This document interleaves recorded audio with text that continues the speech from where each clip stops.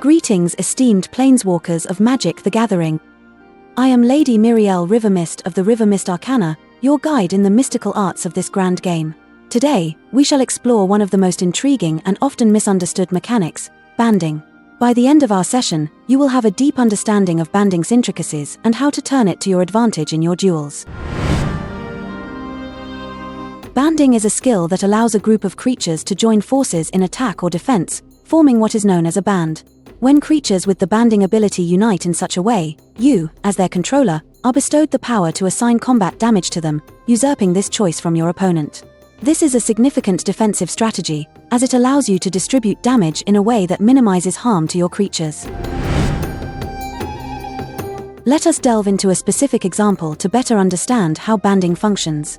Imagine you control an Icatian phalanx on the battlefield, a noble 2/4 creature with banding, and an Isamaru, Hound of Conda, a steadfast 2/2 creature without banding. Your opponent attacks with a Colonian Tusker, a formidable 3/3 creature.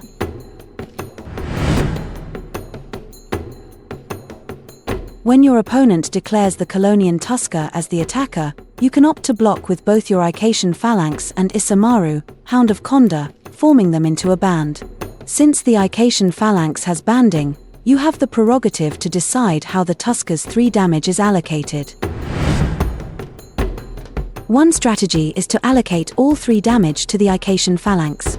This results in the phalanx sustaining 3 damage, which is less than its toughness of 4, allowing it to survive. The Isamaru would remain untouched, and the Colonian Tusker would be destroyed because its toughness of 3 is equal to, or less than, the band's total power of 4. Alternatively, you could allocate 2 damage to the Icatian phalanx and 1 damage to the Isamaru. In this scenario, both creatures would survive, as the damage each receives is less than their respective toughness. Again, the Colonian Tusker would be vanquished in the skirmish. Now let's delve into the intricacies of how to use banding as an attacker.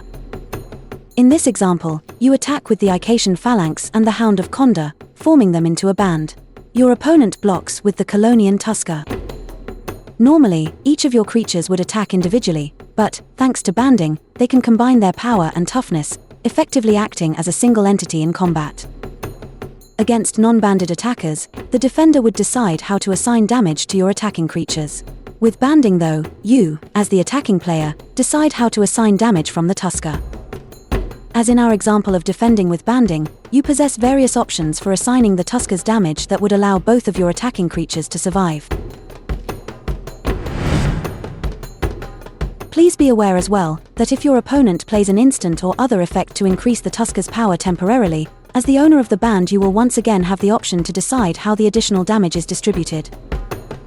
Also, it is worth noting that banding allows your creatures to combine their power and toughness, but banding doesn't allow creatures to share other special abilities like flying. As you can see, banding provides you with flexibility in managing combat, enabling you to protect your valuable creatures and control the course of the battle. While it may initially seem complex, mastering banding can give you a significant tactical edge in your games.